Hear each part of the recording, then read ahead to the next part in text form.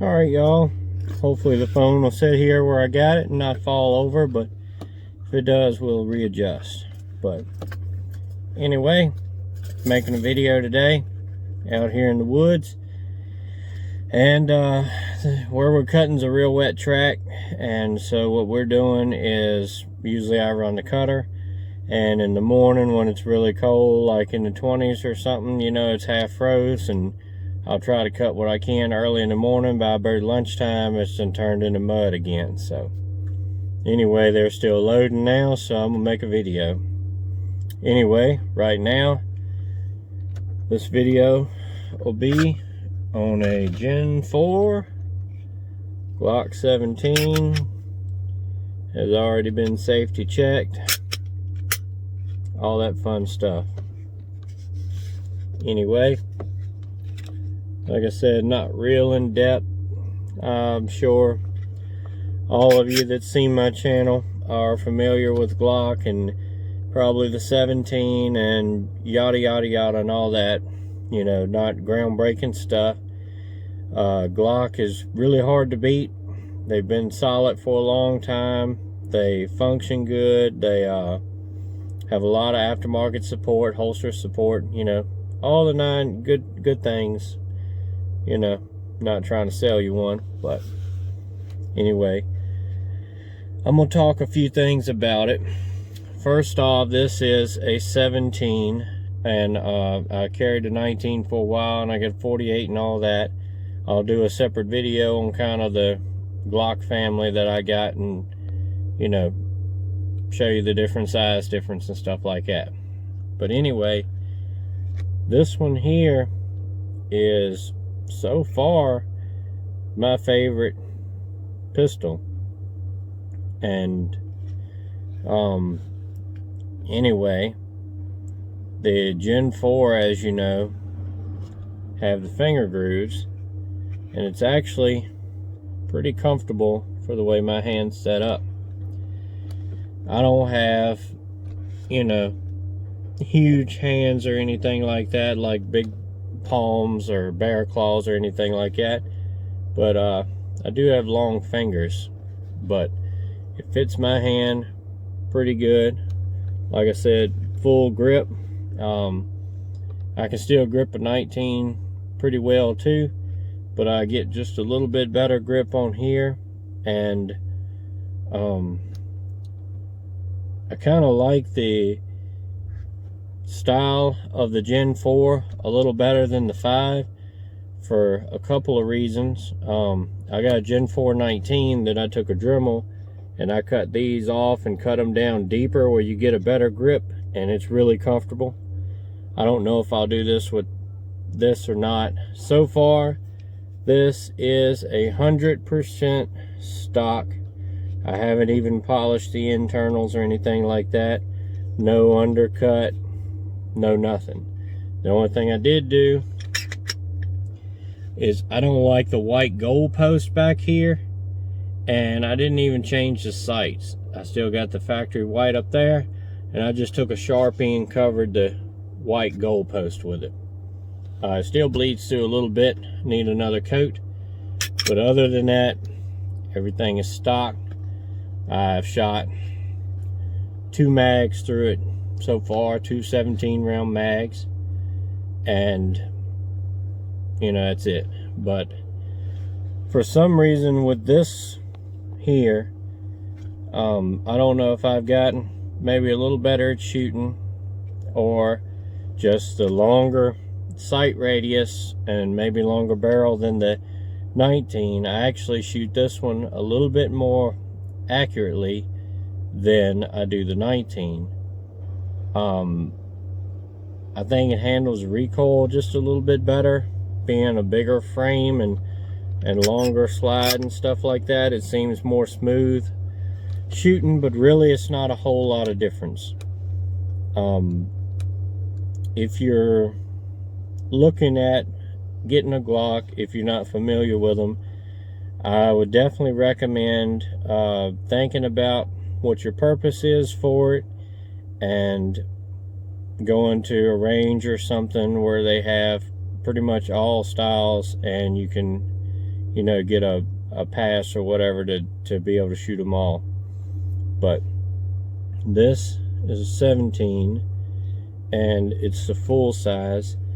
I have a 34, which I'll do a video on all of them. Same grip, a little bit longer barrel, and, you know, 19, a little shorter grip, a little shorter barrel. I actually have been concealed carrying this one in my appendix rig. This is made for 19, so it sticks out a little bit, and all that. Tier 1 concealed, Aegis, Elite.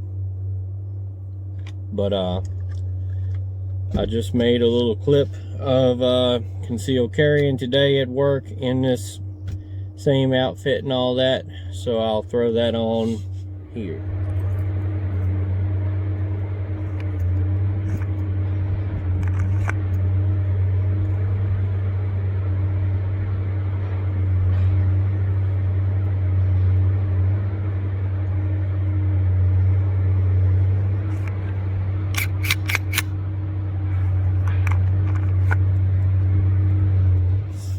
Alright, now with the magic of editing and all that, which I'm not really good at.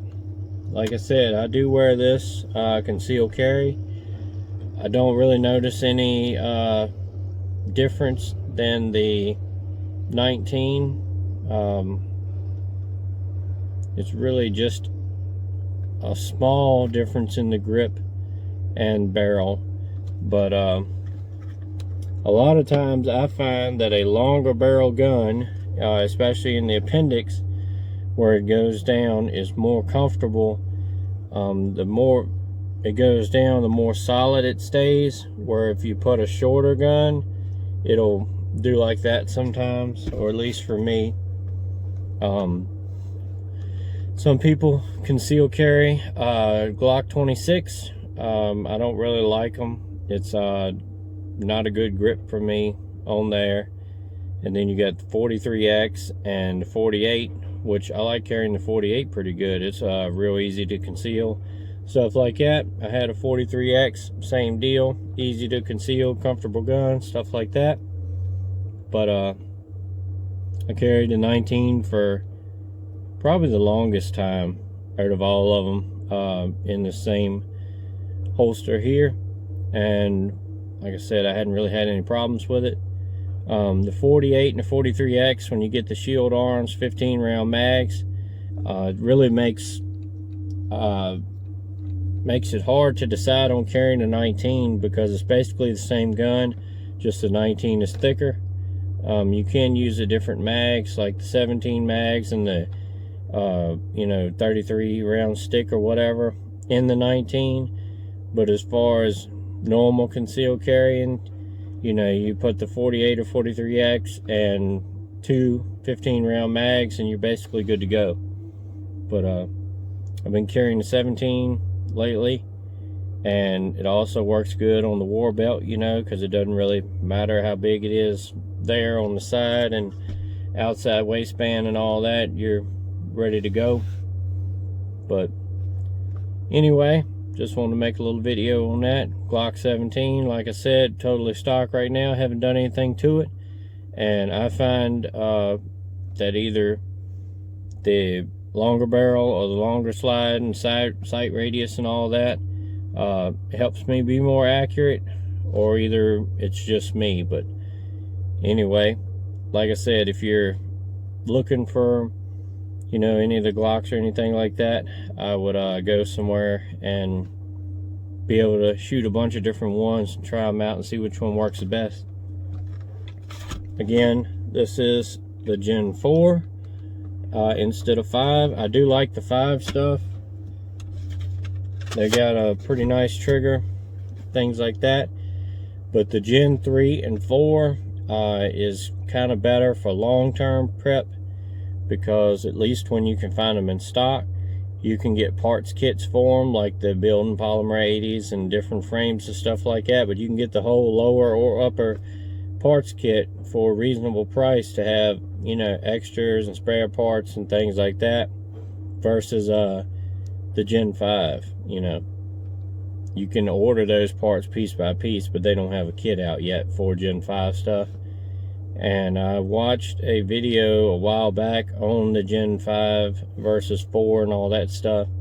And I believe what they said in there is you could use the Gen 4 stuff. You just had to do a little customizing yourself and stuff like that.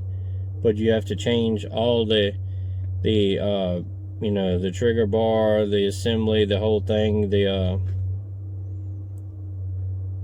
spring and all that kind of stuff into the Gen 4 style. And also the Gen 4 has 2 pins here, top and bottom, and it doesn't have the ambidextrous safe slide lock, but you can still just put this in a Gen 5,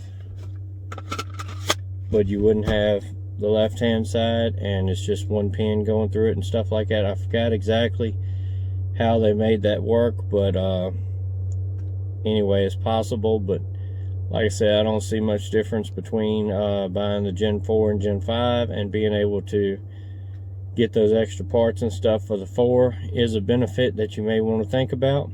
But anyway, that's all I'm gonna do on this one. So stay prepped up, prayed up, and strapped up. See ya.